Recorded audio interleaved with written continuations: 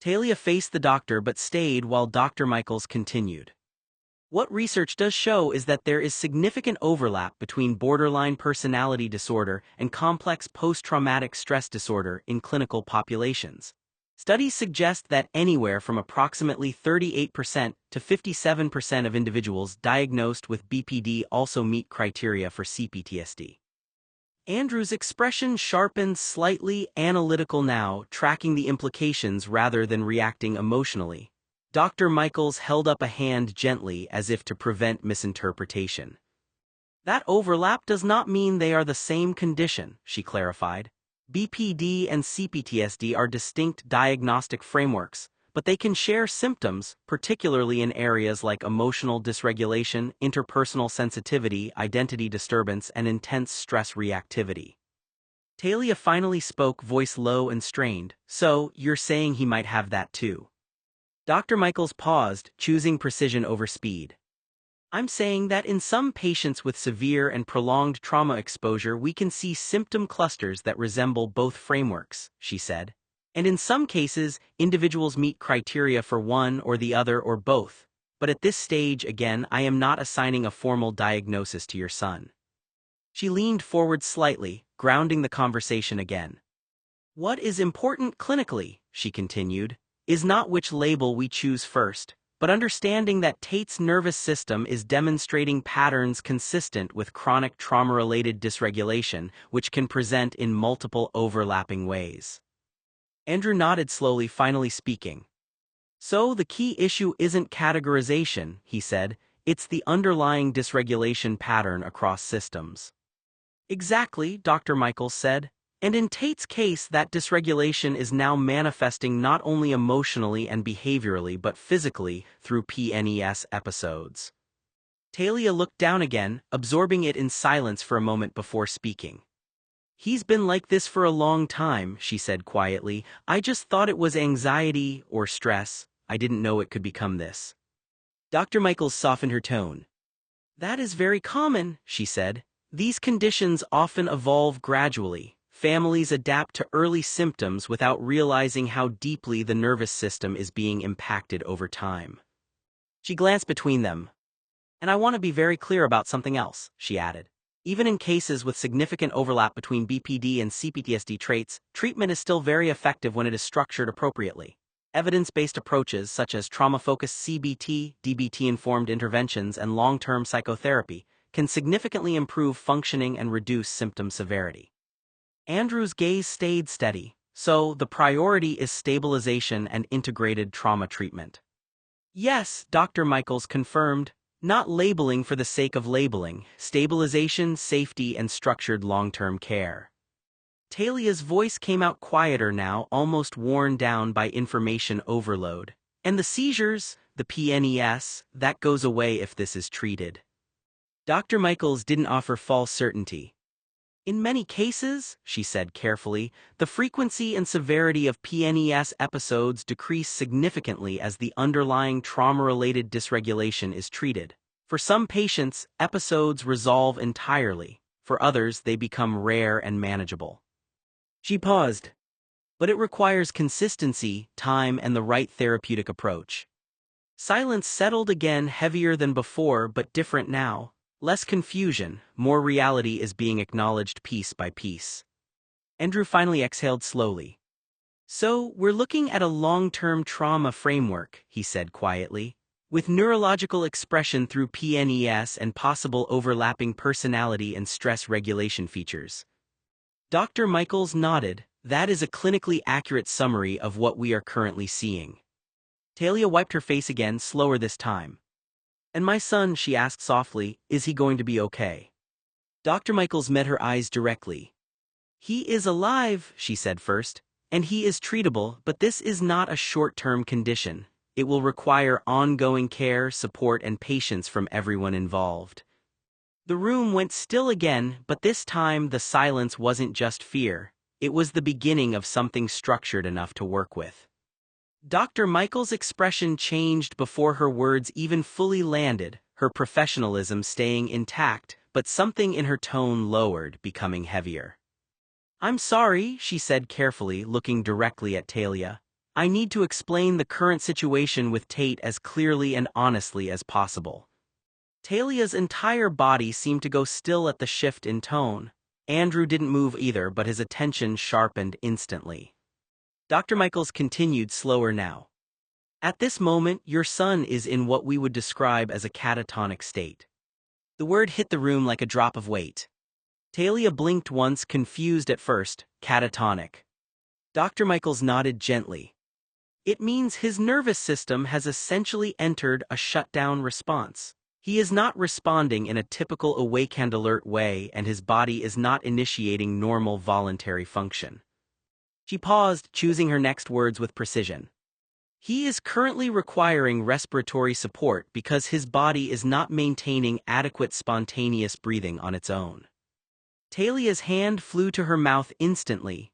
Andrew's posture shifted slightly forward, still controlled but fully alert now.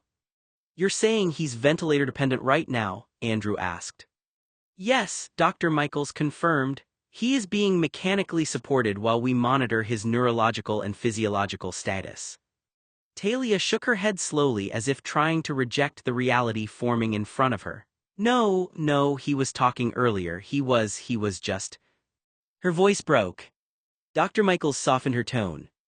I understand how sudden this feels, she said. But catatonia can develop rapidly, especially in individuals experiencing extreme psychological overload or severe trauma-related nervous system collapse. She hesitated briefly, then continued more carefully. In Tate's case, what we are seeing is a profound shutdown response. It is not voluntary and it is not consciousness-based. It is the brain essentially reducing outward functioning to protect itself from overwhelming internal distress signals. Silence filled the room again, thick and disorienting. Talia's breathing became uneven. So he's just gone, she whispered. Dr. Michaels immediately shook her head. No, she said firmly but gently. He is not gone, he is alive, his body is functioning with support and we are actively monitoring him. Andrew spoke quietly, grounding the moment. Catatonia is reversible in many cases, he said, looking to Dr. Michaels for confirmation rather than assumption. Yes, she replied.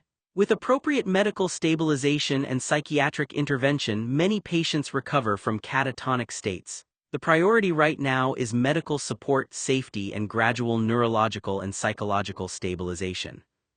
Talia's eyes filled again immediately, but this time there was no anger, just raw disbelief and fear. But why would his body do this? She asked, voice shaking. He's been through episodes before, but never like this. Dr. Michaels took a slow breath before answering. Individuals with severe trauma-related dysregulation, she said. The nervous system can cycle between hyperactivation like panic or seizure-like activity and extreme shutdown states. Catatonia is one of the most severe forms of that shutdown response.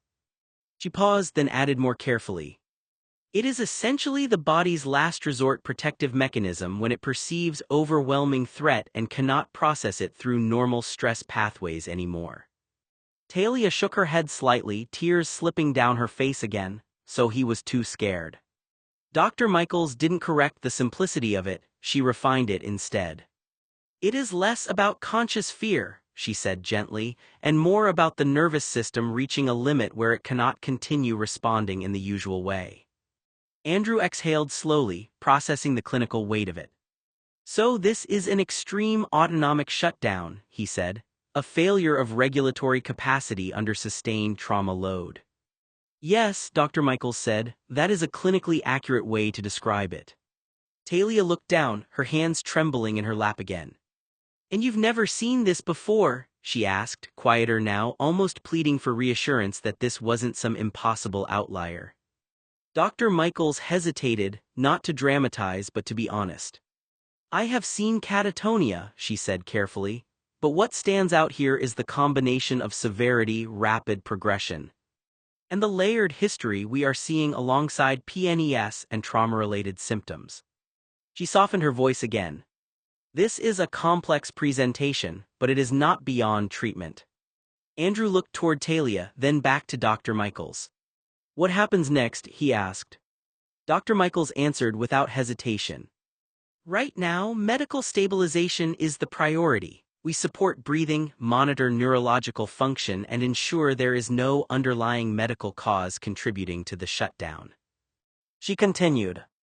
Once he is stable, we begin gradual psychiatric and neurological re-engagement very carefully. Catatonia is not something we rush. It requires structured, closely monitored intervention. Talia wiped her face again, slower now, as if her body was running out of ways to process shock. So he's alive, she repeated quietly, almost to herself. Yes, Dr. Michaels said firmly, he is alive and he is still with us, but he is in a state where his nervous system has temporarily shut down in response to extreme overload. The room fell into silence again, but this time it was different. Not confusion, not denial, just the heavy, fragile reality that Tate was still here, but had been carried somewhere none of them had expected the body to go to survive. Dr. Michaels flipped through the clipboard again, grounding herself in the documentation before continuing. When she spoke, her tone was careful, less lecture now, more translation, as if she were trying to turn medical language into something human enough to carry. Complex post-traumatic stress disorder, she said, is closely related to PTSD, but it develops differently. She paused briefly, making sure both Talia and Andrew were following. Traditional PTSD is often associated with a single event or a series of acute traumatic experiences, combat, a severe accident, an assault, things like that. It can absolutely affect civilians as well, not just soldiers. Talia stayed very still, listening with strained focus. Dr. Michaels continued. CPTSD, on the other hand, tends to develop from long-term repeated exposure to trauma or chronic emotional stress. Not one event, but a pattern over time. It could be instability, fear, emotional neglect, unpredictable environments, or repeated psychological threat. Andrew's expression remained controlled, but he was clearly tracking every word. Dr. Michaels leaned slightly forward, choosing her phrasing more carefully now. What happens in that kind of environment, she said, is that the nervous system adapts. It learns that safety is not stable, and over time it becomes conditioned to stay in a constant state of alert. She hesitated for a second, then simplified it further. In basic terms, the brain stops expecting rest. It stays prepared for danger even when no immediate danger is present. Talia's eyes flickered slightly, as if that idea hit somewhere personal, though she didn't speak. Dr. Michaels continued. This is sometimes described clinically as a persistent fight-or-flight state, but that description is incomplete. It's not just occasional activation, it becomes a baseline setting for the nervous system. She gestured lightly with her pen as she spoke. Heart rate variability changes, stress hormones remain elevated, sleep becomes lighter, emotional responses become more intense. The body is essentially operating as if survival is always at stake. Andrew finally spoke, quiet and precise. So the system never fully downregulates. Exactly, Dr. Michaels said. It doesn't return to baseline in the way we would expect in a regulated nervous system. Talia's voice came out small, so he's been living like that for years. Dr. Michaels softened her tone immediately. If the history we've reviewed is accurate, she said, then yes, his nervous system has likely been operating under chronic dysregulation for a significant period of time. She paused again, choosing her next analogy carefully. One way clinicians sometimes explain it, she continued, is that the brain begins to interpret the world as unpredictable or unsafe, not consciously, but biologically. It's as if the internal alarm system becomes overly sensitive and stops distinguishing between real danger and perceived threat. Andrew nodded slightly. So essentially, the threshold for triggering survival responses becomes extremely low. Yes, Dr. Michaels confirmed. And once that happens, the body can respond in extreme ways to situations that might not externally appear dangerous, but internally register as overwhelming. Talia looked down at her hands again, voice trembling. That's what happened to him tonight, she said quietly. Dr. Michaels didn't rush to soften it too quickly.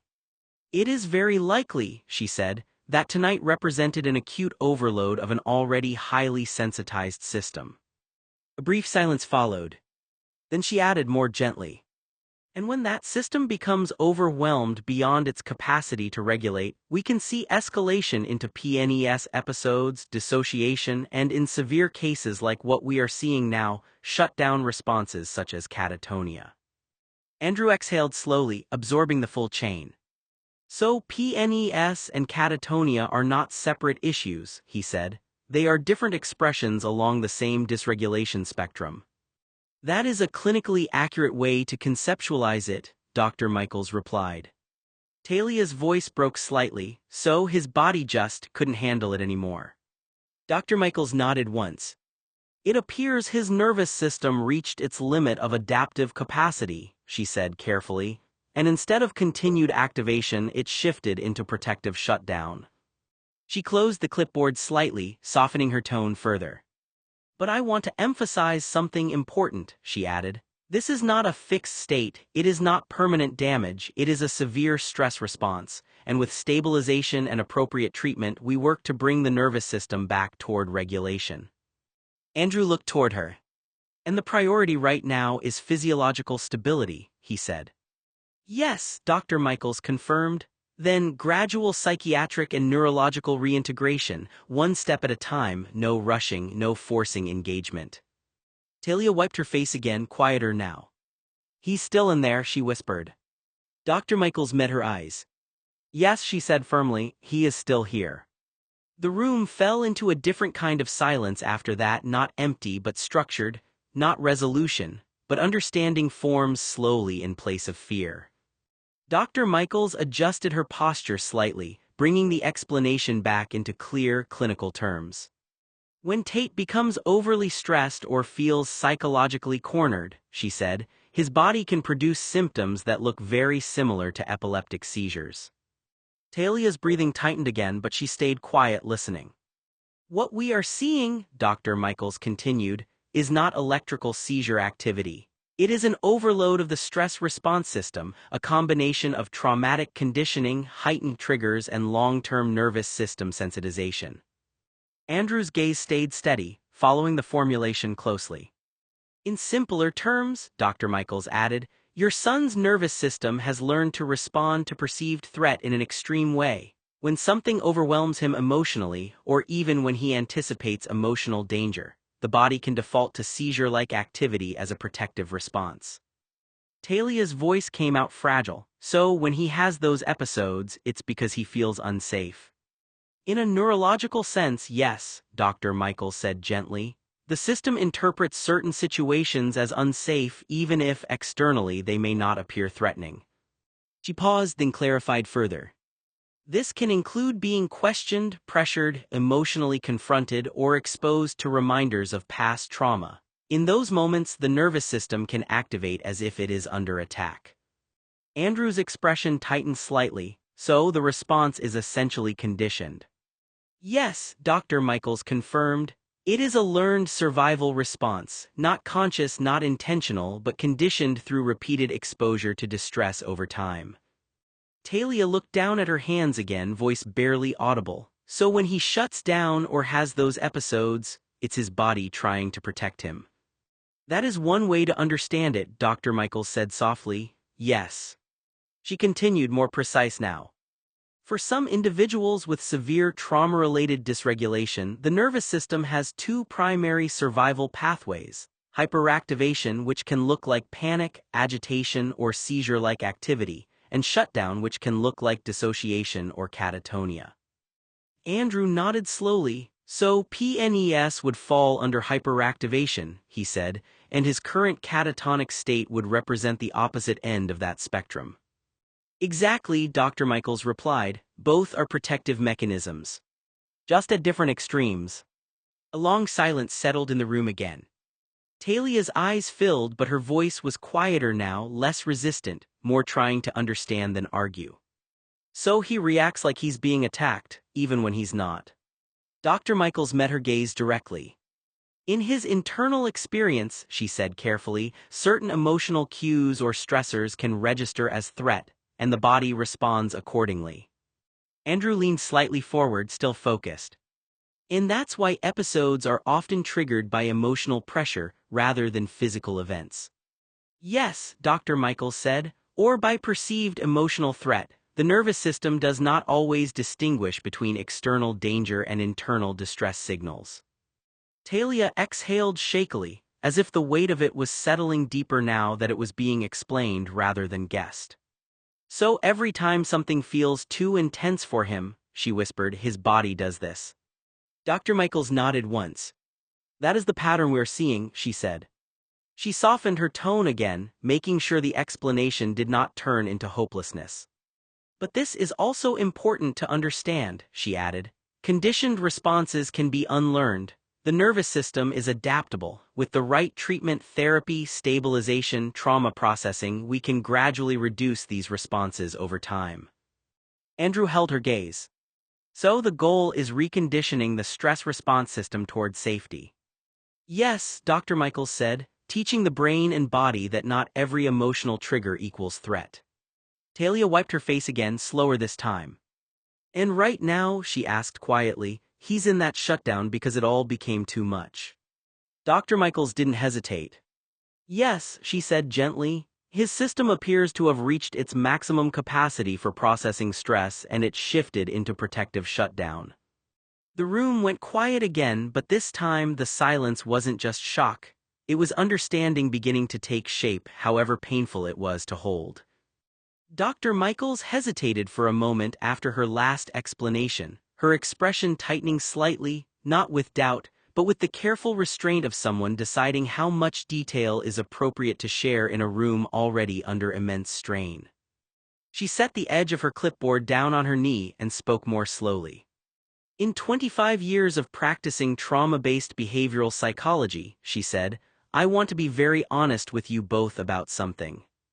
Talia looked up immediately, bracing herself. Dr. Michaels continued, her tone steady but weighted with professional gravity. I have never seen a case quite like Tate's, Dr. Michaels said. Not because of any one diagnosis but because of the combination of severity, the way his conditions overlap and how profoundly they manifest physically. She offered a small, sympathetic smile before continuing. I've worked overseas. I've met one-on-one with prisoners of war who served in major conflicts, soldiers who were captured by enemy forces and endured years of torture. I've treated people with severe complex post-traumatic stress disorder, but in all my years of practice I've never encountered a case quite like your son's. The doctor opened her file on Tate. I've spent decades helping men and women recover from human trafficking and rebuild a sense of normalcy, Dr. Michaels said. I've also evaluated feral children who were abandoned for years and left to survive with little or no human care. I've met people who endured some of the worst circumstances imaginable. She paused before continuing. Even among those cases, I've never encountered emotional and psychological wounds that compare to Tate's. If I were to put them on a scale, many of the most severe cases I've treated might rate around a 5. Tate's suffering would be closer to a 10. I've simply never seen this degree of layered, cumulative trauma in a single individual. Andrew's expression didn't change outwardly, but his focus sharpened further, fully engaged now, listening not just as a relative, but as a clinician trying to map clinical precedent. Not only was your son traumatized by the second seizure he suffered in the hospital, Talia, but by the way he reacted afterward. It was as though simply becoming Tate Blue again, existing as himself, was re-traumatizing him all over again. Your son's very identity seemed to trigger overwhelming fear and distress.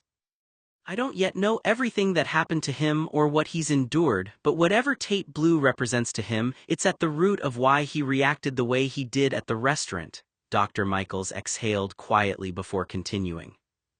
I have only encountered 2 cases in my career that showed a similar level of symptom intensity and nervous system collapse. She paused briefly. One involved a female survivor of long-term international human trafficking, she said carefully, and the other involved a 7-year-old boy who had endured severe familial trauma and birth identity irregularities that resulted in the incarceration of a parent for criminal acts I will not go into detail about. She didn't elaborate further, respecting the boundaries of those cases. Then she looked directly at Talia. I am not telling you this to compare suffering or to alarm you unnecessarily, she said gently. I am telling you this to give context to the magnitude of what we are seeing in your son's nervous system. Talia's hands trembled slightly in her lap. So it's that serious, she whispered. Yes, Dr. Michaels said honestly, it is clinically significant. She shifted forward slightly, softening her tone again so the information didn't land as despair. But I want to be equally clear about something else, she added.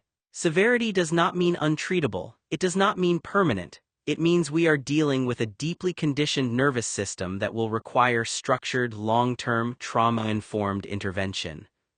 Andrew spoke quietly, so the rarity is in the intensity of dysregulation, not in the inability to treat it. Correct, Dr. Michaels said. What makes Tate's presentation unusual is not that trauma-related disorders exist, we see those frequently. It is the degree of physiological expression his nervous system is producing under stress. She glanced down at her notes again, then back up. In most patients with PNES or CPTSD, symptoms may include dissociation, panic responses, emotional flooding, or episodic shutdown. In Tate's case, we are seeing a full-spectrum response: PNES episodes, severe autonomic instability, and now catatonic shutdown under overload conditions. Talia's voice was barely steady, all of that from trauma. Dr. Michaels nodded. Yes, she said quietly. The brain is a predictive organ, it learns from repeated experience. When those experiences are overwhelmingly threatening over time, it adapts by overactivating survival systems. Andrew's brow furrowed slightly. So this is essentially a maladaptive survival architecture. That is a very accurate way to put it, Dr. Michaels confirmed. She paused, then softened her tone again. And I want to be very careful here, she added, because what I am describing is not who your son is. It is what his nervous system has learned to do in response to what it has experienced. Talia's eyes filled again, but she didn't interrupt. Dr. Michaels continued. The goal of treatment is not to erase his personality or fix him. It is to help his nervous system learn that it no longer has to operate as if it is constantly under threat. A quiet settled over the room again. Andrew finally spoke, more grounded now. And given the severity, I assume treatment will need to be multidisciplinary.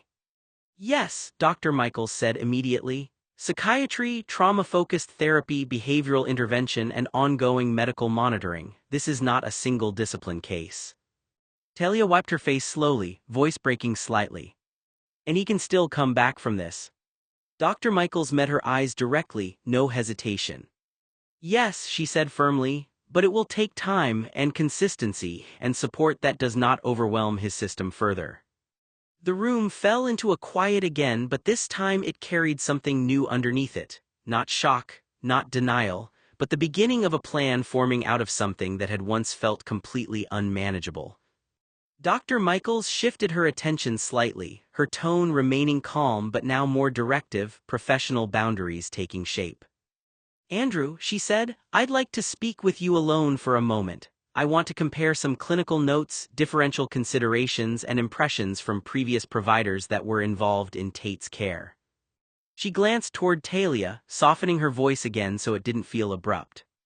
If you wouldn't mind stepping out for just a couple of minutes, she added gently, I'll have a nurse bring you some food and water. You've been here a long time, and I don't want you becoming physically overwhelmed on top of everything else. Talia blinked, still emotionally exhausted, her gaze flicking between them as if she wasn't sure she had the energy to move, let alone process more information being discussed without her. I don't want to leave him, she said quietly. Dr. Michaels nodded with understanding, not pushing. I understand, she said. And you're not leaving him alone, he's in the ICU under continuous monitoring. This is just so we can make sure we're aligning everything correctly from a clinical standpoint. Andrew stepped in gently, his voice steady but reassuring. I'll stay with her when we're done, he said to Dr. Michaels, then looked at Talia. It's okay, just for a moment. Talia hesitated another second, then slowly stood, her movements heavy with exhaustion. One of the nearby staff quietly approached to guide her toward a waiting area, offering reassurance and support as promised. As she left the room, the door closing softly behind her, the atmosphere shifted immediately quieter, more focused. Dr. Michaels waited a beat, then turned fully to Andrew. "Thank you," she said simply, then sat back down and lowered her voice slightly. "I want to cross-check something with you," she began. "There are elements in Tate's presentation that are more complex than a straightforward PNES and CPTSD case." She opened her folder again, sliding a few pages forward. Earlier, providers documented episodic dissociation, emotional shutdowns, and seizure-like activity. But there were also notes suggesting variability in identity stability, interpersonal perception shifts, and behavioral extremes under relational stress. She looked at Andrew directly now. "From your non-clinical experience with him," she asked carefully, "have you observed any patterns of sudden shifts in affect, attachment behavior, or self-concept that seem inconsistent or highly state-dependent?" The question hung in the air, not diagnostic yet but clearly probing a deeper layer of formulation. Dr. Michaels continued more softly now. "I'm trying to understand whether we are looking purely at trauma spectrum dysregulation, or whether there is a more complex comorbid structure that may be influencing how his nervous system is organizing these responses." The room stayed still as she waited for Andrew's answer while it shifted in tone without either of them fully nomming it. It wasn't the clinical sharpness from before anymore, it was quieter, more personal, like the edges of professional distance had started to blur. Dr. Michaels leaned back slightly after a long pause, studying Andrew's face in a way that wasn't evaluative in the clinical sense but familiar. Then, unexpectedly, she stood and stepped closer. Before Andrew could fully react, she pulled him into a brief, firm hug.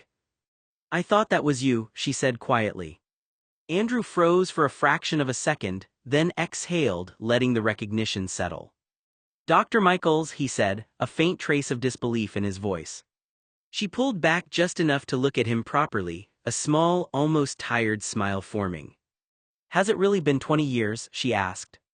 Andrew gave a short, restrained laugh that didn't fully reach his eyes, something like that. Her gaze softened.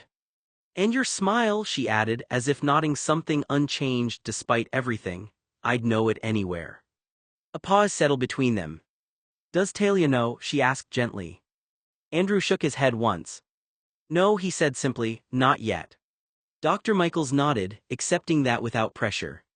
For a moment, neither of them spoke. The weight of shared history hung in the space between them, things not fully revisited but never entirely gone either. Then Dr. Michaels let out a small breath, shifting back into the present.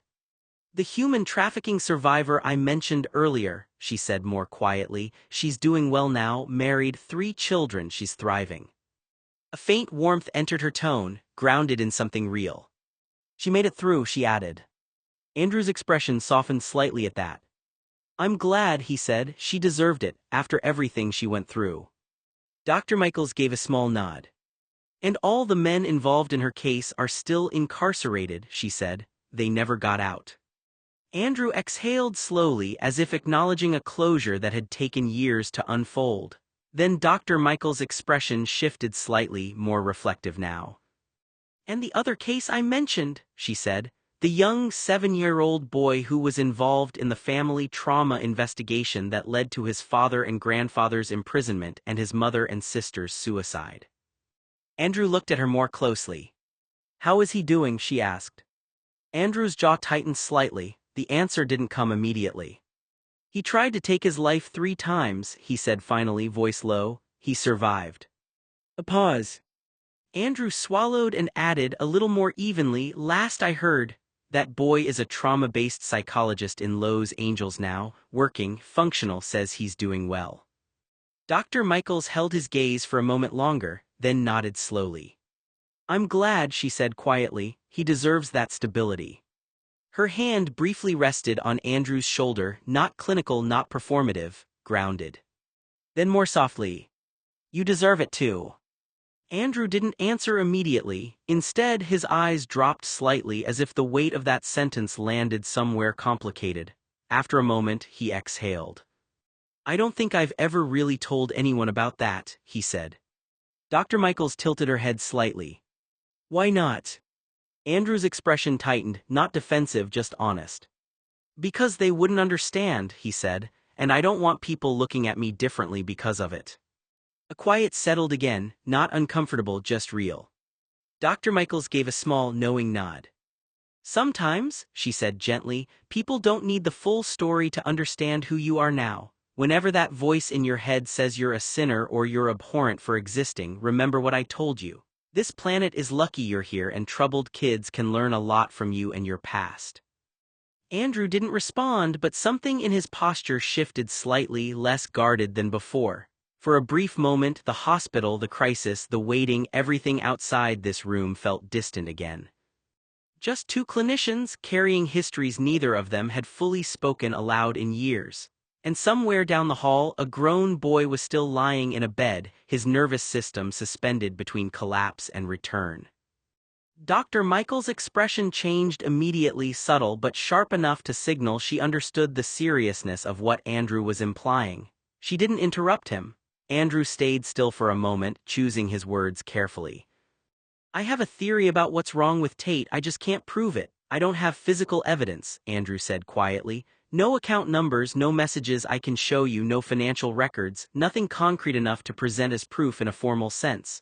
His jaw tightened slightly. But I believe Tate is being blackmailed by someone close to him. Dr. Michaels didn't react outwardly, but her focus narrowed, fully clinical now, listening for structure, not assumption. Andrew continued. And I asked Tate about it, he added. Right before he collapsed, I asked him directly about that person, about what was going on, and his entire system just shut down. It wasn't gradual, it was immediate. His body went into full crisis response almost instantly after the question. Dr. Michaels lowered her gaze slightly, processing the timeline. That kind of acute decompensation, she said carefully, can be consistent with a severe trauma-linked trigger, especially if the subject is associated with perceived threat, coercion, or emotional danger. She looked back at him. Why do you believe blackmail is involved? Andrew exhaled slowly. Because of Tate's reaction patterns and the body language of his blackmailer, he said. Avoidance, dissociation when the person is mentioned, sudden physiological distress that doesn't align with the external context, and inconsistencies in what he's willing to talk about versus what he clearly understands. He paused again, then added more quietly. And because the moment I pushed for clarity, he didn't just become distressed, he collapsed. That's not typical avoidance behavior, that's threat level shutdown. Dr. Michaels nodded slowly, absorbing the formulation. That would align with what we sometimes see when a trauma system associates a specific individual with danger or coercion, she said, especially in cases where there is psychological control, fear conditioning, or perceived entrapment. She hesitated slightly. But you understand, she added carefully, without evidence. This remains a clinical hypothesis, not a confirmed external factor. Andrew gave a small, restrained nod. I know, he said. I'm not trying to turn it into an accusation. I'm trying to understand whether his nervous system is responding to an internal trauma structure or an ongoing external stressor. Dr. Michaels studied him for a moment. That distinction is important, she said quietly, because if there is an active external stressor, especially one involving coercion or blackmail, that changes the treatment environment significantly. She leaned back slightly, thinking. In trauma cases like CPTSD with PNES presentations, continued exposure to the trigger source can prevent stabilization. Even with therapy, even with medication support, if the threat remains present, the nervous system can't fully downregulate. Andrew's expression tightened slightly at that. So we'd be trying to treat dysregulation while the stimulus is still active. Yes, Dr. Michaels confirmed, which is often why patients don't improve until the source of threat is identified and reduced. A quiet settled between them again, then Dr. Michaels spoke more softly. And you're certain his collapse followed that line of questioning directly? Andrew nodded once. I am. She studied him for a moment longer, then gave a small, controlled breath. Then we need to treat this as a high-priority clinical risk factor, even if it is not yet legally or formally substantiated, she said, because the body doesn't wait for proof before it reacts. Andrew didn't respond immediately. His eyes flicked briefly toward the door, toward where Talia was still waiting, unaware of the direction the conversation had taken. Dr. Michaels followed his gaze. We will need to be extremely careful, she added. Because if Tate is experiencing coercion or blackmail, we are now dealing with both psychiatric stabilization and potential safeguarding concerns. Andrew nodded slowly. I understand. The room went quiet again, but this time it wasn't just clinical analysis. It was the moment the situation stopped being only internal trauma and started brushing against something external and unresolved.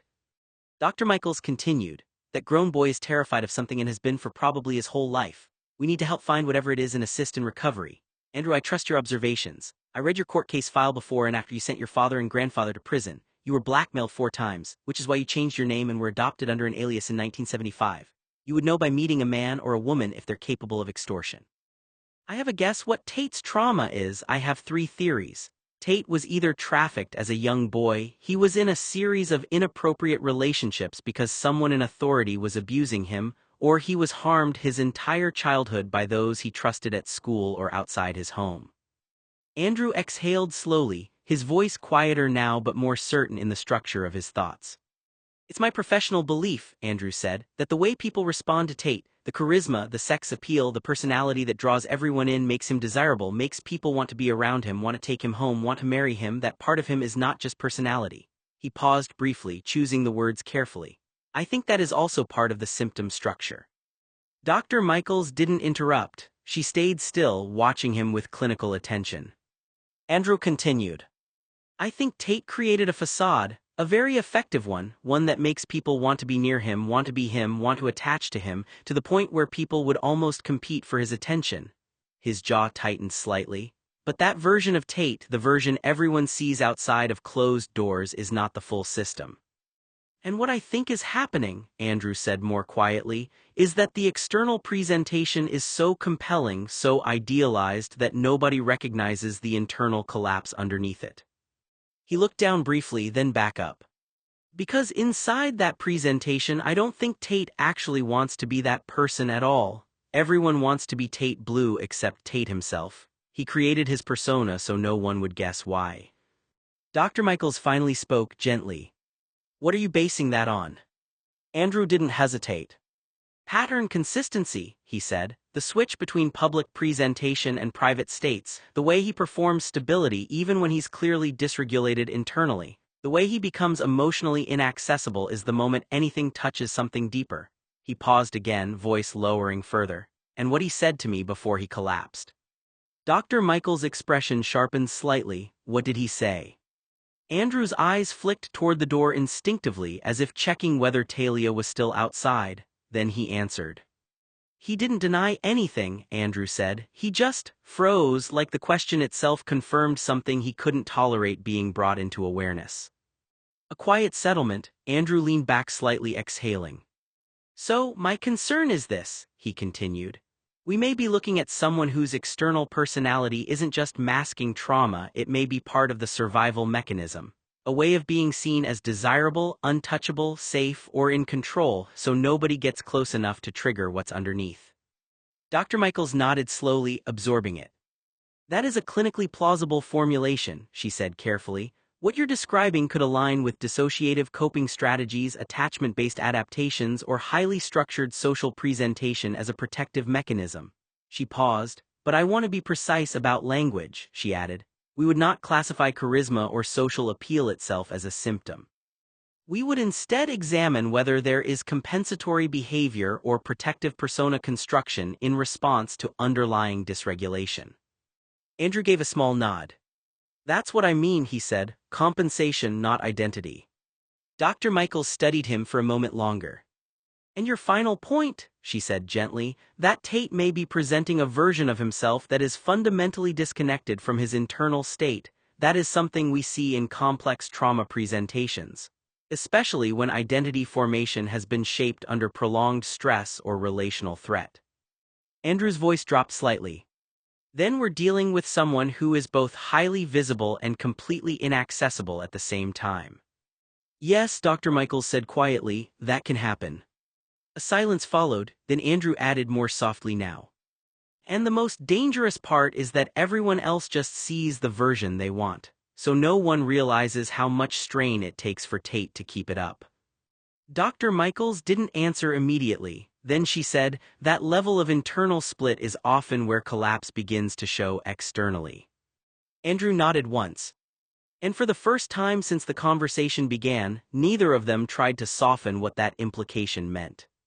Andrew continued, the way Tate uses his charisma, his sex appeal, his magnetic personality, his clothes and style, his flirty seductive vocabulary, and hypersexuality makes him so enviable, desired, and what attracts everyone in the room to him is a symptom of a far deeper problem. Tate created a facade that everyone wants to be, wants to take home, and wants to marry or be next to Tate, to the point where they would sell their soul to be Tate Blue. But the Tate no one knows, especially at night when no one is around, was so different from the Tate everyone outside their bedrooms ever met, no one would believe it. I think the Tate Blue persona that makes everyone want to be him, or be with him, or have him is a clever magic trick Tate created so nobody would ever know that Tate would rather be anyone but himself. Andrew stayed still for a moment after speaking, as if weighing whether to push further or stop there. When he continued, his voice was quieter but more deliberate, less analytical framing, more personal concern beneath it. I interviewed Noah, he repeated, and what he told me doesn't fit neatly into normal variation in personality. He exhaled slowly. He said he's met at least 3 different versions of Tate, not metaphorically. He meant it in terms of consistent, repeatable differences in behavior and emotional presentation depending on context. Andrew's gaze stayed fixed, focused now on the structure of what he was trying to communicate. One version in public, controlled, charismatic, socially magnetic. Another in private settings, more withdrawn, emotionally inconsistent, harder to read, and another in intimate or high-trust contexts that Noah described as fundamentally different, not just mood shifts, different relational posture, different emotional availability. And I need to be careful how I say this, Andrew added more quietly, but Noah's conclusion wasn't that Tate is different with people. It was that he never felt like he had access to a consistent core version of himself. He leaned forward slightly, elbows resting on his knees now. I honestly believe that in the 22 years Noah was closest to him, he never experienced what you'd call a fully integrated baseline version of Tate Blue. Even more frightening, it's possible that Noah never met the real, genuine Tate during those years they lived together. Another pause, longer this time. And that matters clinically, Andrew continued. Because if identity presentation is heavily state-dependent, then trauma responses don't just sit underneath personality. They actively reshape it depending on perceived safety. His voice tightened slightly. And that's where my concern about external influence stays active. Because if certain environments, certain people, or certain questions reliably produce collapse or shutdown states, then we're not just dealing with internal dysregulation. We're dealing with a system that may be reacting to specific triggers tied to real-world associations. Andrew looked up at Dr. Michaels. So I'm not trying to define who Tate is, he said. I'm trying to say we may not have ever seen him in a stable state long enough to understand what baseline even looks like for him. He paused again, softer now. And if that's true, then every intervention we make has to assume we're working with fragments of a system we don't fully see yet. Andrew let out a slow, tired breath, his shoulders dropping slightly as the intensity of his earlier certainty gave way to something more unsettled. For 10 years, he said quietly, I've been trying to understand what's actually going on with Tate. He paused, staring down at his hands for a moment. And every single time I get close, like genuinely close to that aha moment where everything clicks, it slips away. Something is missing, a variable I don't have, a detail I didn't see, a context I didn't understand at the time. He looked back up, more frustrated now but not angry, just worn down by the repetition of it. It always slips away before I can fully hold it. A beat.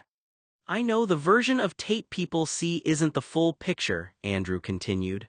I'm not debating that anymore. I've seen enough inconsistency across contexts to accept that something is being managed or compartmentalized. He hesitated, then added more slowly. But there's something else that keeps bothering me. His brow tightened slightly. I feel like I've met this Tate Blue before and it wasn't Tate. He exhaled, shaking his head faintly as if trying to push the thought into clearer shape. Not Tate exactly, he said, but something about the structure of it, the presentation, the way people respond to him, the way he shifts depending on context. It creates this familiarity. Tate is copying someone, but it's not himself or Noah, like I've seen a version of this pattern before in someone else somewhere else. I firmly believe I've met whoever Tate is mirroring, I just can't ever remember who. A longer pause. And I can't place it. His voice dropped slightly. It's like déjà vu, but not in a vague emotional sense. More like I've encountered a similar configuration of behavior, personality masking, and relational impact before, but I can't retrieve the source memory. Andrew pressed his fingers briefly against his temple, then lowered his hand again. And that's what's frustrating, he said more quietly, because I can't tell if I'm picking up on a real repeated pattern I've seen in another case, or if my own history is filling in gaps that aren't actually there. He exhaled again, slower this time. I just know that something about this doesn't feel new to me. It feels recognized but incomplete. A pause. And I don't know whether that means I'm closer to the truth, he added, or just missing something I don't have access to yet. Andrew frowned slightly, as if trying to slow his own thinking down before it ran ahead of him. Susie mentioned something once, he said. She said it was almost like Tate was copying Noah's emotional responses, mirroring him. He shook his head faintly. But I never fully agreed with that interpretation, not in the way it was framed. A pause. Because Noah didn't seem shaped by Tate in that same way. Noah felt consistent, grounded, like he had his own emotional baseline regardless of who he was around. Andrew exhaled slowly. And that's part of why this is bothering me. His gaze lifted slightly, more unfocused now, not looking at Dr. Michaels so much as thinking through layers of memory. I keep getting this sense of déjà vu, he said again, quieter, but it's not just emotional, it's visual. He tightened his jaw slightly. And it's not just one person he reminds me of. Andrew leaned forward a little, voice lowering.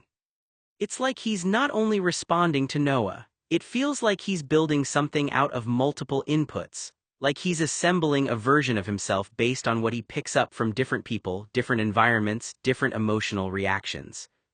He paused again more carefully.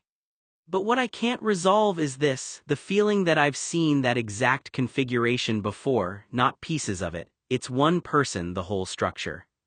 A silence followed, then Andrew added, quieter still. And I don't know if that means I actually have, or if my brain is trying to force a pattern onto something I don't fully understand yet. He finally looked back at Dr. Michaels. But either way, he said, it changes how I interpret what we're seeing. Because if he's constructing identity through external input at that scale, then what looks like personality might actually be a kind of adaptive interface. A pause. And if that's true, Andrew added, then we may not just be looking at trauma responses anymore. We may be looking at someone who doesn't have a stable self-reference point to begin with.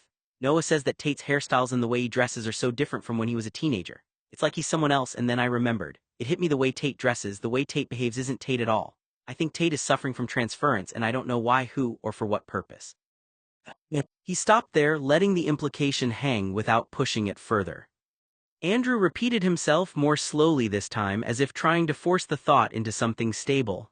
His jaw tightened slightly. I've lost sleep trying to figure out where I've seen it, and every time I get close to it, it slips away again. He leaned back a fraction, frustration creeping into his voice, not at Dr. Michaels, but at the unresolved loop in his own mind. And the part that doesn't fit, he continued, is that on paper Tate grew up in what looks like a stable environment.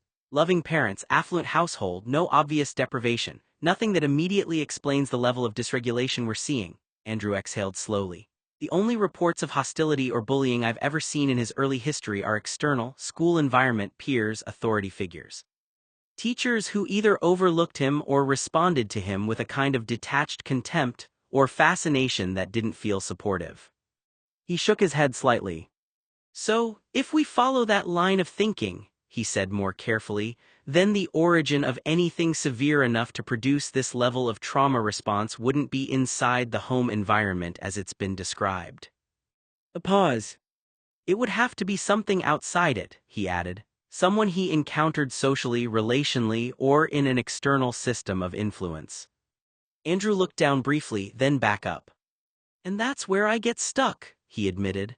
Because every time I try to map it, every time I try to place where I've seen this configuration before, it feels like it's right at the edge of recall, like I'm missing one key reference point that would make everything click. His voice lowered slightly. But it never resolves. Then Andrew concluded, quieter but steadier. All I know is that the version of Tate people describe, the charisma, the presence, the way people react to him, it doesn't feel unfamiliar to me. He met Dr. Michael's gaze again. It feels recognized, and that's what I can't shake. Andrew stayed quiet for a moment, letting the frustration in his own thoughts settle before he spoke again. When he did, his voice was steadier, less theory, more lived exhaustion. "I've hit an impasse," he said. He pressed his hands together loosely, looking down at them for a second before continuing. "I've talked to everyone I can talk to, I've gathered what I can. On paper, I feel like I've assembled most of the pieces of Tate's history, his environment, his behavior patterns." A pause. "And yet it doesn't resolve," Andrew exhaled slowly. "It's like I've built a puzzle but there's a missing centerpiece," he said, "a structural absence, and no matter how I rotate everything else, nothing locks into place." His gaze lifted slightly. "And the more I try to identify it, the more unstable everything around it becomes." He tightened his jaw faintly. "It's like there's a hole in the middle of the picture," Andrew continued. "A gap that's affecting how everything connects, and I can't tell if that gap is information I don't have or something that is intentionally inaccessible." Andrew looked toward the door briefly, then back.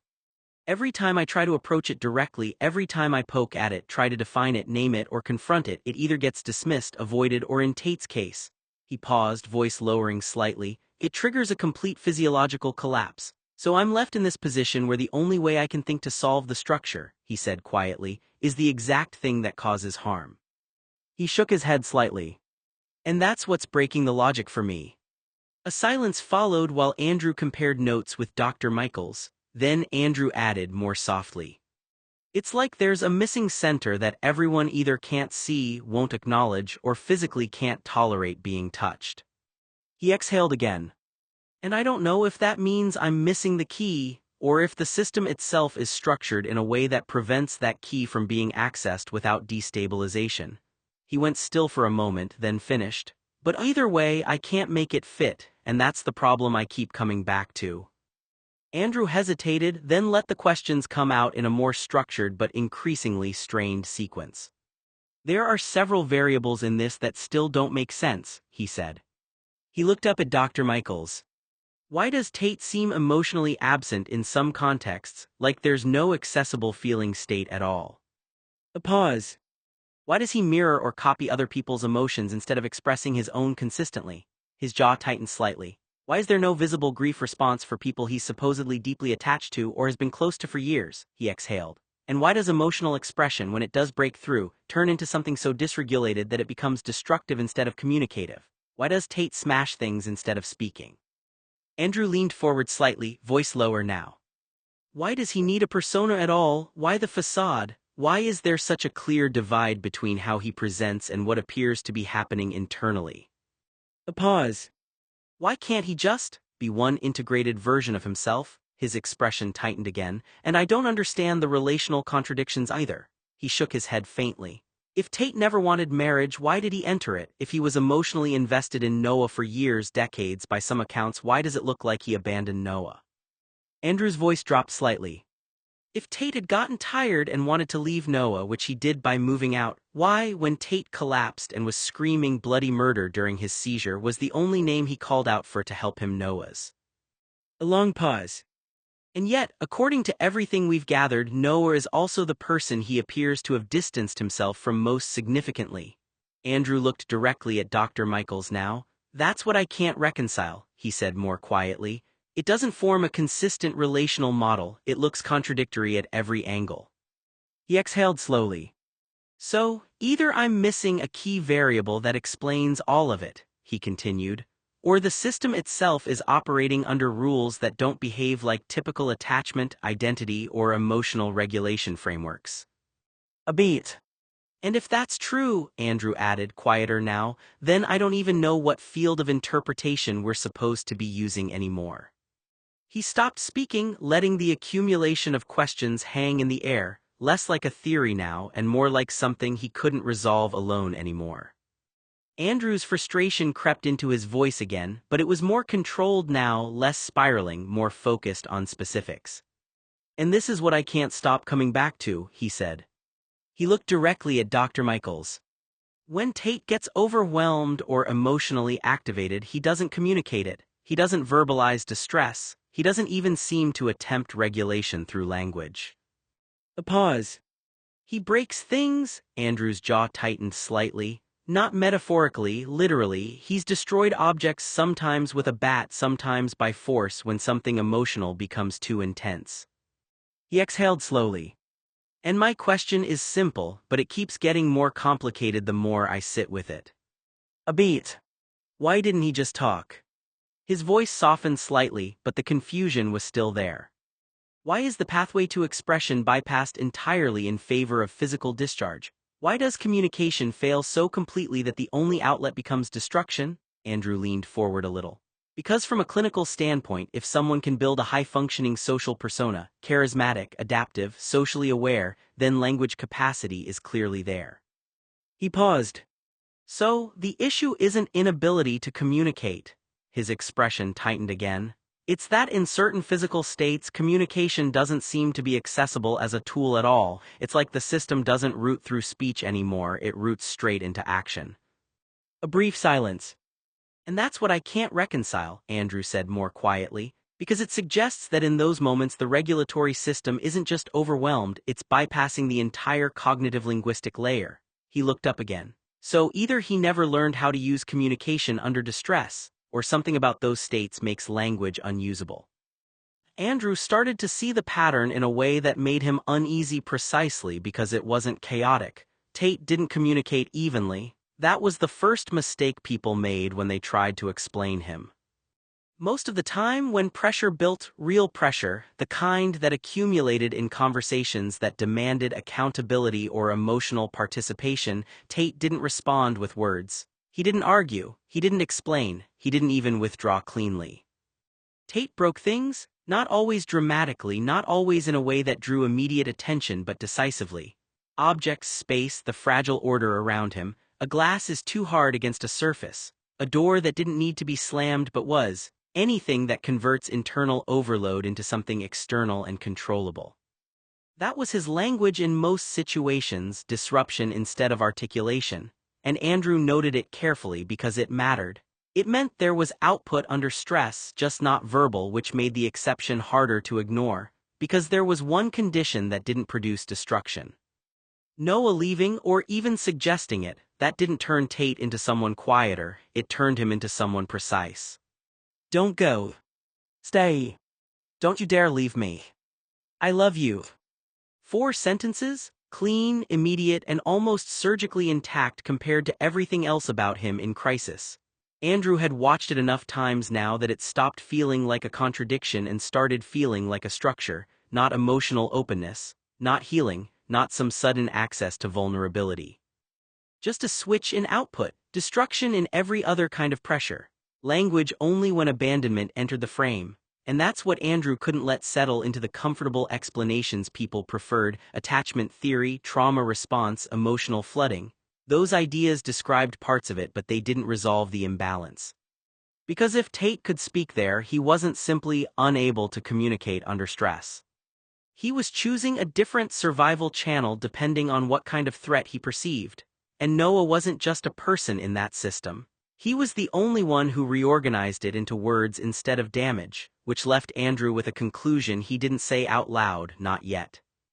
Whatever was happening between them, it wasn't consistent emotion. It was a hierarchy of responses, and Noah sat at the very top of it. Andrew exhaled. And if that's the case, he added, then every time we ask him to just talk, we might actually be asking him to use a system that goes offline the moment he needs it most. He stopped there, letting the implication settle without pushing it further. Andrew exhaled slowly, then added one more layer, this time less about theory and more about the relational pattern that kept pulling his attention back. There's another variable I can't ignore, he said. He looked at Dr. Michaels directly. All of the people Tate has attached to his uncle Joey, Tim, Julia, his mother, his father, even other close relationships Noah has described, there's a pattern. A pause. They don't hold his attention consistently for long periods. Andrew's brow tightened slightly. Joey was close to him for 10 years, then that relationship fractured, He describes similar ruptures with other key figures. Even people who were significant at one point seem to get emotionally deprioritized or disconnected over time, he exhaled. And yet Noah is the exception. A beat. That's what doesn't make sense to me, Andrew leaned forward slightly. Because by every other relational pattern we have, Tate doesn't maintain long-term emotional focus on individuals. He cycles, he shifts, he detaches. His voice lowered. But Noah held sustained proximity for 26 years. A long pause. That's not a small deviation, Andrew said quietly. That's a structural outlier. He shook his head slightly. So I keep asking the same question from every angle. His gaze sharpened. Why Noah? A pause. Why was Noah the only person who maintained that level of continuity in Tate's emotional and relational system when everyone else seems to fall into fragmentation, distance, or rupture? Andrew's voice softened slightly, but the intensity remained. Was it attachment stability on Noah's side? Was it dependency on Tate's side? Was it context-specific safety? Was it something about their early formation that locked them into a long-term relational loop? He exhaled slowly. Because if we can't explain that exception, he continued, then we don't actually understand how Tate's attachment system works. A brief silence followed. And if we don't understand that, Andrew added more quietly, then we're still missing the center of the structure we've been trying to map this entire time. Andrew sighed and had one more thing you wanted to say to Dr. Michaels. Why did Tate keep Noah around for 22 years when he threw everyone over in less than a decade?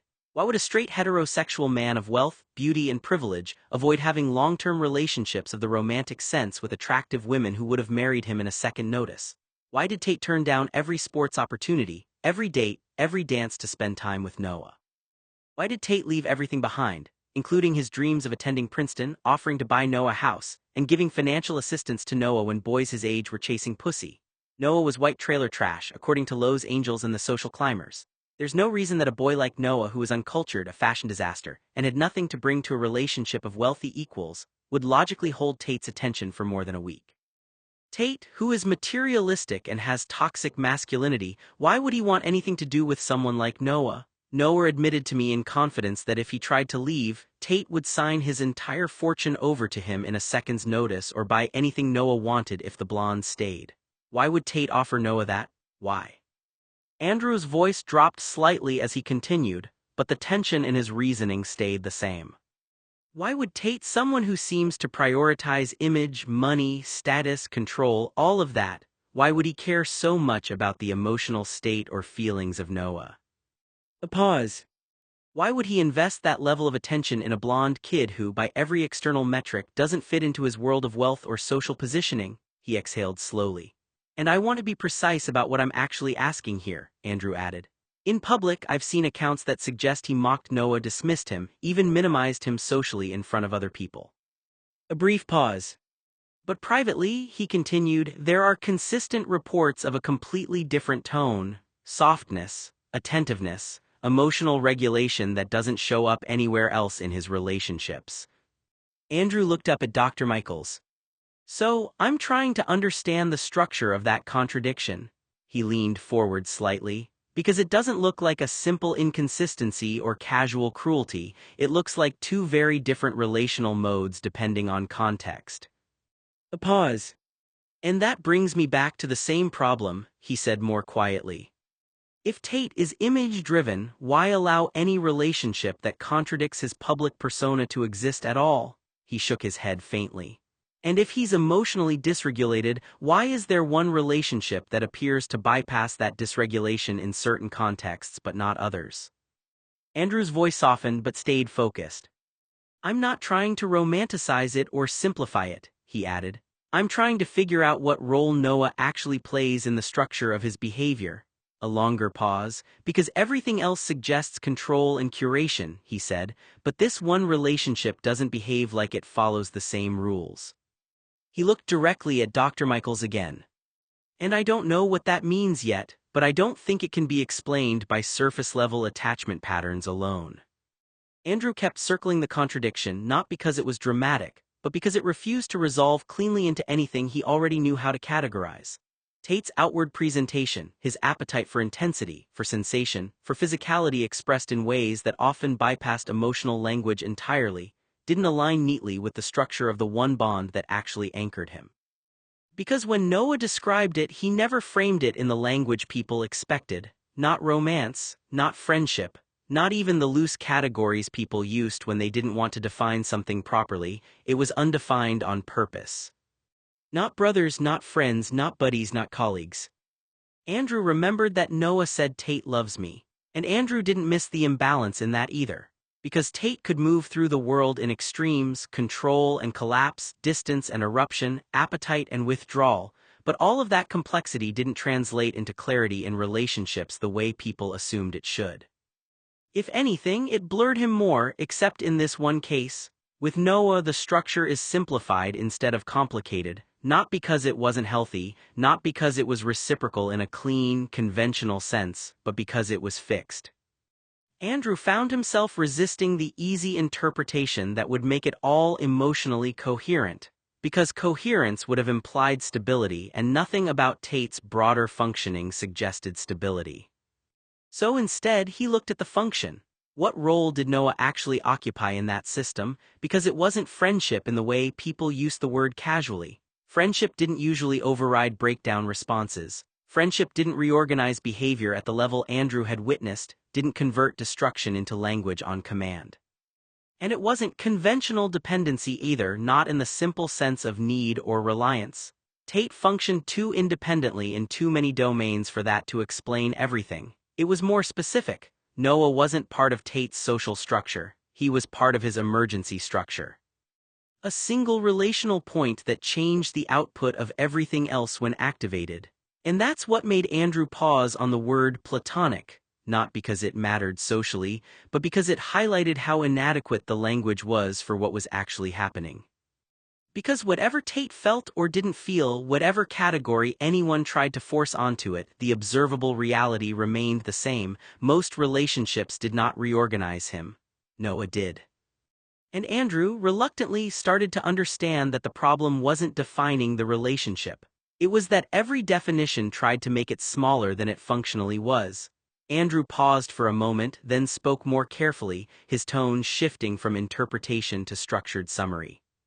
Talia mentioned something, Andrew said. Tate can't sleep without Noah. That got Dr. Michael's attention in a different way, not a surprise exactly, recalibration. Can't sleep, he repeated, consistently enough that it's been observed, Andrew said, not isolated. Dr. Michaels leaned back slightly, and you're connecting that to the rest of his presentation. I'm not connecting it, Andrew corrected. It's already connected, I'm just deciding what kind of structure it forms. A pause. Dr. Michaels studied him for a moment. Go on. Andrew finally sat down. He doesn't generalize stress responses, Andrew said. He compartmentalizes them. When the stress is diffuse, conflict, pressure, ambiguity, he externalizes it, breaks objects, loses verbal access. Dr. Michaels nodded slowly, tracking. And when it's relational, he asked. Andrew didn't hesitate. When it's Noah leaving, he said.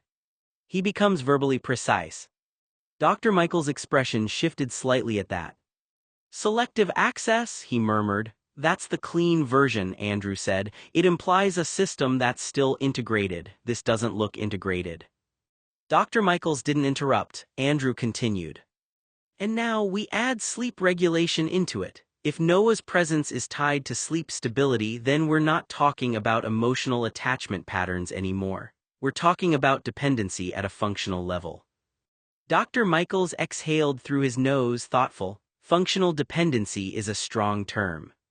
It's the only one that fits the consistency, Andrew replied immediately, because the responses aren't random, they're conditional. Dr. Michaels was quiet for a moment, then asked, and what do you think that means clinically? Andrew's jaw tightened slightly. It means Noah isn't just a person he's attached to, he said. He's a regulatory anchor, one that changes behavior, cognition, and possibly sleep architecture. Dr. Michaels held his gaze. That's a big claim. I know, Andrew said. Another pause settled between them, heavier this time. Dr. Michaels finally spoke more softly. You're concerned about collapse if or when that anchor is removed. Andrew didn't soften it. Tate left Noah, but he didn't collapse. I'm concerned we've been treating it like attachment when it behaves more like stabilization dependency, he said, and those don't break the same way. Dr. Michaels nodded slowly, absorbing it. Then the question isn't what the relationship is, he said, it's what happens when it destabilizes.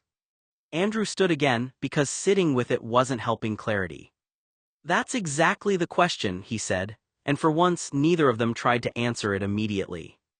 Dr. Michaels didn't answer right away. The question hung there in the room like something too large to hold neatly in conversation. Andrew was the one who finally broke the silence. That's not how regulation anchors work in a stable way, he said carefully. If Noah functioned as a long-term sleep anchor, you don't just outgrow that at 26. Dr. Michaels nodded once slowly, not usually. And you also don't erase it cleanly, Andrew continued. If anything, long-term regulatory dependency tends to persist unless it's replaced by something equivalent. A pause. Then Dr. Michaels asked, so you're asking whether the system changed, or whether the access point was removed. Andrew didn't immediately correct him, that framing was closer, because that was the real question underneath it. Tate at 30 wasn't a different nervous system, he wasn't a different attachment architecture. If Noah had truly functioned as a stabilizing sleep anchor for that long, the system wouldn't just dissolve because time passed.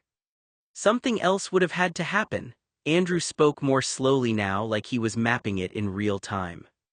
If he left Noah, he said, it wouldn't be because he no longer needed him. That's not how dependency like that typically resolves. It either gets replaced or it gets suppressed under a new structure. Dr. Michaels watched him closely. Marriage, he said quietly. Andrew nodded once. That introduces a competing regulatory structure, Andrew said. Routine, proximity control, social anchoring, it can override or mask earlier dependencies. But it doesn't eliminate them, Dr. Michaels added. No, Andrew agreed immediately, it usually doesn't. Silence settled again, thicker this time. Then Andrew continued, voice tightening slightly as he followed the second half of the question. If Tate left Noah while still carrying that kind of dependency, he said, then there are only a few possibilities. He didn't rush the list, he didn't need to. Either the dependency had already been sufficiently replaced by another anchor system, or he was actively suppressing it through avoidance and restructuring his life around something else that made the old pattern inaccessible. Dr. Michaels leaned forward slightly, and if neither of those is true. Andrew held the silence for a beat longer than necessary. Then he didn't stop needing it, he said, he just stopped having access to it. That landed differently because it reframed everything they'd been circling around for months, not resolution, not growth, not independence, just displacement. Dr. Michaels spoke more quietly now, so the marriage wouldn't be evidence that the dependency ended. No, Andrew said, it would be evidence that a different system took priority. A pause. And if that system failed, Dr. Michaels added, the old one doesn't disappear. Andrew's expression tightened slightly, no. Another silence, then almost reluctantly, Andrew added the part neither of them had been saying directly. And if Noah was the original sleep anchor, he said, then re-encountering him or even the idea of losing him again would reactivate that system fast. Dr. Michaels nodded once. So the real question, he said, isn't what Tate became at 26 but why then? Andrew looked at him. It's what still exists underneath what Tate became. And for the first time in the conversation, neither of them tried to soften what that might mean if the answer wasn't something stable at all. Dr. Michaels didn't interrupt while Andrew spoke. He let it run out fully this time, no correction, no early framing, just the raw structure of the thought. When Andrew finished, there was a brief silence. Then Dr. Michaels said carefully, you're collapsing two different questions into one. Andrew's jaw tightened, they're not separate in practice. They are clinically, Dr. Michaels replied, and if you don't separate them you end up misreading motivation as function or function as emotion. Andrew didn't respond immediately. Dr. Michaels continued. You're asking whether Tate loved Noah, he said, or whether Tate used Noah as a regulatory mechanism for sleep. A pause.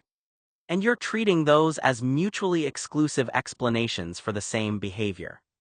Andrew exhaled once through his nose, because they function differently. Yes, Dr. Michaels agreed, but they can coexist. That landed more sharply than the earlier disagreement. Andrew looked at him, explain that. Dr. Michaels leaned back slightly, choosing his words with more precision now. A person can attach emotionally to someone, he said, and also rely on them for regulation. Those systems don't cancel each other out. In long-term relational dependency, they often merge. Andrew's expression stayed guarded, so you're saying it can be both. I'm saying it usually is both, Dr. Michaels corrected, and the ratio matters more than the label. A pause settled between them again, but this one was different, less adversarial, more structural. Andrew spoke again, slower now. So when Noah says Tate loved him, he said, that doesn't tell us whether the core function was emotional attachment or regulation. No, Dr. Michaels said, it tells us there was attachment present, it doesn't define its primary purpose. Andrew's eyes narrowed slightly, but if sleep regulation was involved, it would be a major component, Dr. Michaels finished. Silence. Andrew shifted slightly in his chair, thinking through it again but differently now. So then leaving becomes harder to explain, he said, because if Noah is both attachment and regulation, you don't just detach at 26 because circumstances change. Dr. Michaels nodded, correct, but you're still assuming the timeline is linear. Andrew looked up, what else would it be? Layered, Dr. Michaels said simply, people don't lose dependency systems cleanly, they override them, replace them, suppress them, sometimes they function normally in one domain while remaining dependent in another. A pause. And sometimes, he added, they leave while still dependent and survive by building a life that constantly compensates for what they removed. Andrew's voice lowered slightly, marriage. Possibly, Dr. Michaels said, or routine, or avoidance, or emotional compartmentalization is strong enough to keep the system from activating. Andrew leaned back slightly now, processing that. And if that compensation fails, he said slowly, the original dependency doesn't disappear. No, Dr. Michaels said, it usually reactivates.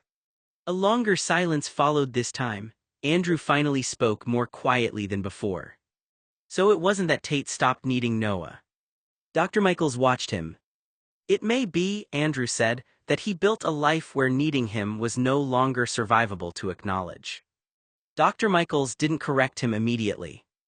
And in that pause longer than the others was the unspoken agreement that whatever the truth was, it wasn't going to be explained by a single clean answer like love or function or choice. It was going to be all of them, layered, unstable, and still active underneath everything else. Dr. Michaels didn't respond immediately. Not because she didn't understand the frustration in Andrew's voice, but because the way Andrew was framing it was already doing something dangerous, turning a complex behavioral history into a single-point explanation problem. Finally, Dr. Michaels spoke. You're looking for a singular cause, she said, something in Chloe that overwrote everything that came before. Andrew didn't deny it, because the shift is too large to be incremental. Dr. Michaels nodded once. It feels that way, but feeling large and being sudden aren't the same thing. A pause. Andrew's voice tightened. He hated marriage, he said it repeatedly for years. People change stated beliefs without changing underlying structure, Dr. Michaels said, especially when those beliefs are protective rather than aspirational. Andrew frowned slightly. Protective how? Dr. Michaels leaned forward a bit now, more engaged. If Tate's earlier stance was avoidance-based, she said, then I hate marriage isn't just ideology, it can be a boundary system, a way of preventing entanglement, obligation, or exposure to vulnerability he couldn't regulate. Andrew listened, but his expression didn't soften. That still doesn't explain Noah. No, Dr. Michaels agreed, it doesn't. That was the first honest concession in the room. She continued. And that's because you're treating Noah and Chloe as equivalent variables, he said, two competing attachments, one replacing the other. Andrew's jaw tightened, aren't they? Not necessarily, Dr. Michaels said, not if they serve different psychological functions. A silence settled. Andrew spoke more slowly now. Noah was stable, regulation, sleep, continuity. Dr. Michaels nodded, possibly. And Chloe is what disruption? Andrew asked, rewriting. Or permission, Dr. Michaels said. That landed differently. Andrew didn't respond immediately, Dr. Michaels continued. People don't only change because they are replaced, he said. They also change because something becomes socially or emotionally permissible that wasn't before. Marriage, identity structure, long-term planning, those aren't just choices, they're frameworks that can suddenly feel accessible or safe under the right conditions. Andrew's voice dropped slightly. So you're saying Chloe didn't overwrite Noah? I'm saying she may have introduced a different organizing structure, Dr. Michaels replied, one that reclassified what was already there. Andrew looked down briefly, thinking through that. But Noah didn't disappear, he said. Dr. Michaels didn't hesitate, probably not. A pause. And that's the part you keep circling back to, Dr. Michaels added more quietly. Because in your model, someone who functioned as a stabilizing anchor for years doesn't just become irrelevant without consequence. Andrew's expression tightened, because they don't. No, Dr. Michaels agreed, they don't. The room went still again. Then Andrew spoke, more controlled now but sharper at the edges. So, if nothing about Noah's role truly resolved, he said, then the marriage isn't evidence of replacement. Dr. Michaels met his gaze. It's evidence of reorganization, he said. Andrew held that for a moment. And if reorganization fails, he added, the underlying structure is still there. Dr. Michaels nodded once. Yes, she said. And neither of them said the rest out loud, because it didn't need to be said. That the most unstable systems weren't the ones that changed. They were the ones who changed around something that never actually stopped existing. Let me explain what Noah actually described living with Tate, Andrew said. A brief pause. Because I think it's easy to distort this if we only look at fragments. He exhaled slowly. First, Noah described extreme physical proximity, not occasional closeness, consistent patterns of co-sleeping, seeking each other out at night and distress when separated. If anyone tried to take Noah's attention or proximity from Tate, he forbade it. He held up a hand slightly, packing himself. Second, he described emotional inconsistency in Tate's verbal expression, not absence of interaction but a lack of stable verbal emotional labeling. Affection was often physical rather than verbal, and verbal reciprocity, things like, I love you, was inconsistent or situational. A pause. Third, Noah described periods where Tate was highly affectionate, almost intensely so, physically present, attentive, emotionally engaged in the moment, but that would shift without clear warning into withdrawal or emotional flatness for a day or two before the PDA intensified. Andrew's jaw tightened slightly. Fourth, Noah reported feeling like he was sometimes responding to different versions of Tate depending on context.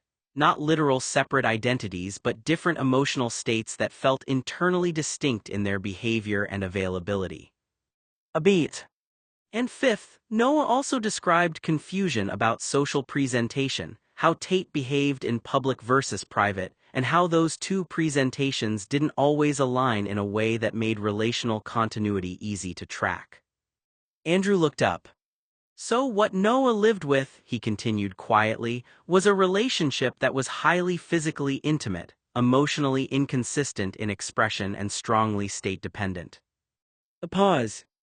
And the important part clinically is this: none of that automatically translates to a single conclusion like he only loved him, or he didn't love him, or anything absolute like that.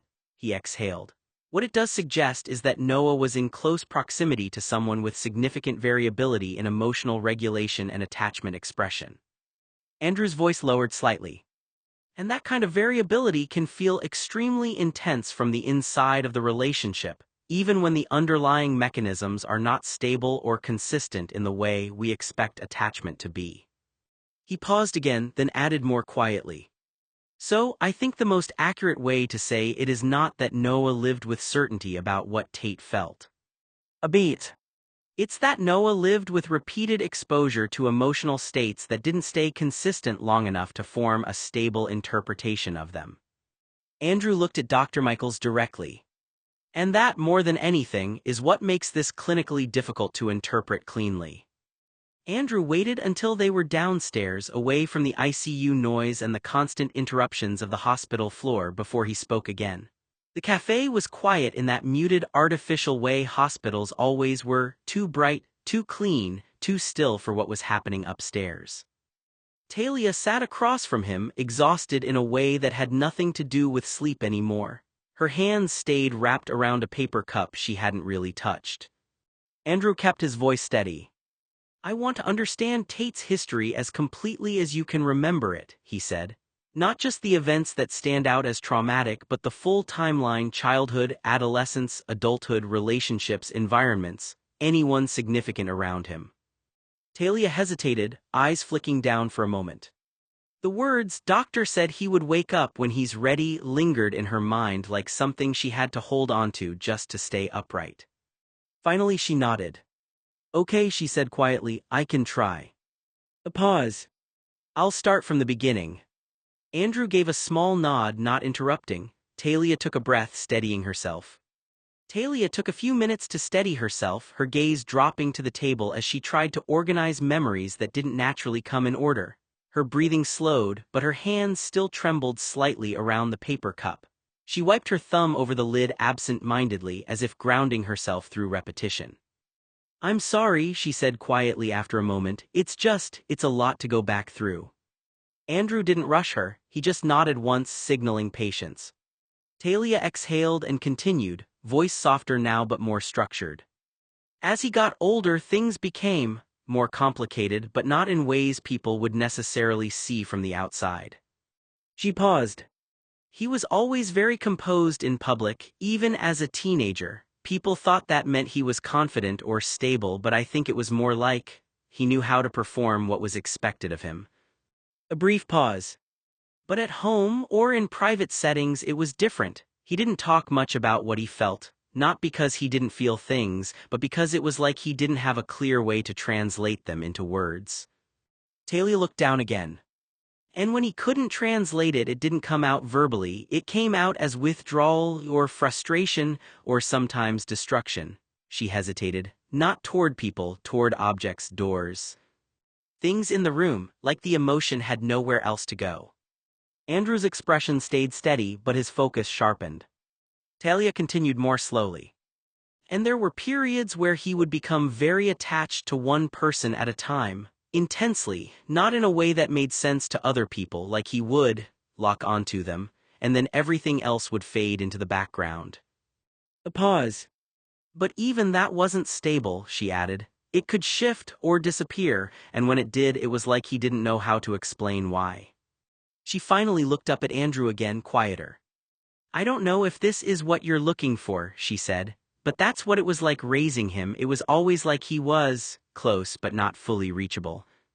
Andrew nodded slowly. "No," he said gently, "this is exactly what I need. Keep going." With Talia's consent, Andrew placed a small tape recorder on the table between them and switched it on, the soft click marking the shift from conversation to documentation. Talia noticed it but didn't object. She only gave a faint nod, as if accepting that some things needed to be captured before they slipped away again. She looked flushed and emotionally worn, but the herbal tea in her hands seemed to steady her breathing in small increments, the warmth grounding her between waves of memory. Her shoulders were still tense, but less rigid than before. Andrew, by contrast, sat with a black coffee he hadn't really touched yet. It had gone slightly lukewarm, but he kept it there anyway, more as a point of focus than anything else. His attention stayed on Talia, not the drink. For a few seconds, neither of them spoke.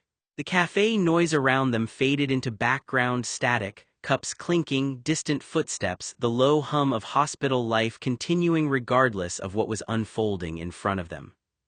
Andrew broke the silence gently. "Take your time," he said, "we're not in a rush."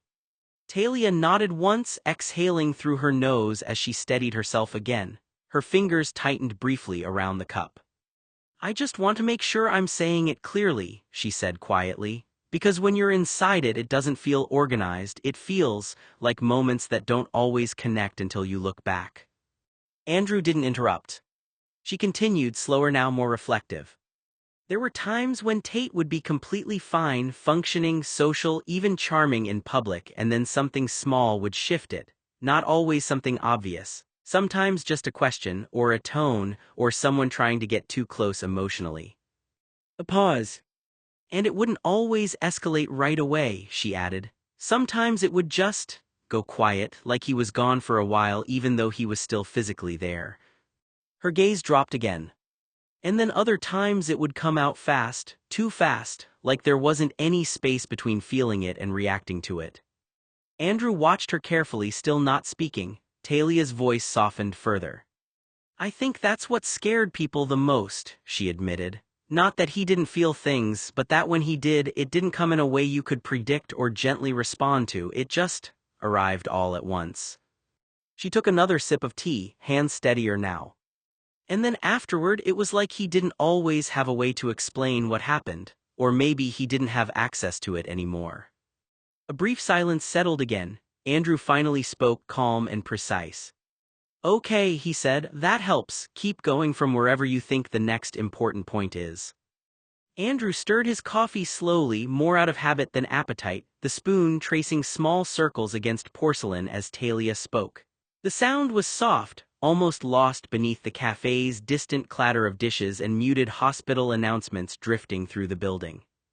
Talia's eyes kept drifting upward, toward the unseen ICU floors above them, as if she could track Tate's condition through concrete and distance alone. Her fear had changed shape over the past hour, no longer sharp and panicked, but heavy, sustained, like something she was simply learning to carry because there was no alternative. I keep thinking about him up there, she said quietly. Even when they say he's stable, I don't know what that means for him. It never meant the same thing twice with Tate. She paused, fingers tightening around her teacup. He was always like that, she continued, stable on paper but not predictable in real life. Andrew didn't interrupt, he let the silence hold. Talia's gaze lowered to the table.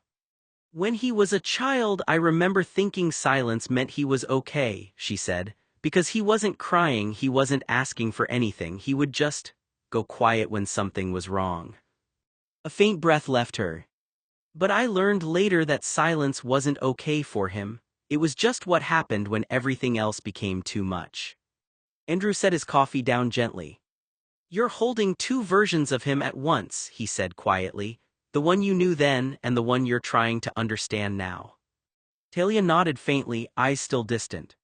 Yes, she whispered, and it never really felt like there was a clear line between them. A long pause settled between them, heavier than the words that came before it. Above them, somewhere beyond the ceiling and the hum of the cafe, the hospital continued its steady rhythm, machines, footsteps, monitored silence. And neither of them spoke again as the weight of what was still unknown lingered between them. Tate left the hospital like it had been a scheduled inconvenience. 3 days after discharge, he was already back in motion, moving through rooms with that familiar, efficient normality that made people second-guess whether anything had ever actually gone wrong in the first place. He looked fine, that was the first problem, not recovering fine, not still fragile but improving. Just fine in the way that erased the edges of what had happened. A little tired, yes. A slight dullness under the eyes that could have been explained away by poor sleep, hospital lighting, or stress that never fully resolved in anyone. But otherwise coherent, composed, functional, almost convincingly untouched. Andrew noticed it first in the absence of continuation, no residual confusion, no lingering gaps in recall, no tentative engagement with what had occurred. It was as if the episode had been compartmentalized so cleanly that even the act of recovery had no visible seam. And the moment anyone tried to approach it, Talia carefully, Andrew more clinically, Tate simply didn't meet it. The first time Talia mentioned the ER, it was tentative, not probing, just checking in. Tate, she said gently, do you remember what happened before you went in? Tate didn't look startled. Wayne continued before Noah could recover. Or is Tate finally taking care of you in that way? Noah choked outright on the white wine. A violent cough tore out of him as he lowered the glass quickly, horrified. What the hell is wrong with you? Noah sputtered. Wayne smirked. There was something ugly underneath it now, something bitter that hadn't been there moments earlier. I'm always interested in who Tate is fucking. That perv always has a thing for dark-haired brooding authority figures. Noah, he said softly, your labor to seduce Tate is kind of in vain. Noah stared at him in disbelief. What? Wayne swirled the champagne in his glass absent-mindedly. You're not his type. The sentence hit Noah so abruptly that he froze. Wayne watched the reaction carefully. As long as your last name is Lunas, that fuck boy won't get aroused. Tate will never really be attracted to you, he continued quietly. Not the way you want him to be, and I know why. Noah's face hardened immediately. You don't know anything about us. I know Tate. No, you knew Tate. Wayne ignored that. I've seen Tate nude. You're blonde, he said matter-of-factly. Small, soft-looking. His eyes flicked over Noah again. You're completely outside his pattern. Noah's stomach twisted. Wayne's voice remained calm, conversational even, which somehow made the cruelty worse. Tate's only ever been obsessed with versions of himself, Wayne said, people who mirrored themselves in one way or another. Noah gripped the stem of his wineglass harder. You don't know what you're talking about. Wayne gave him a sad sort of smile. I absolutely do. No. You think you're going to find some magical way into his heart? Wayne asked quietly.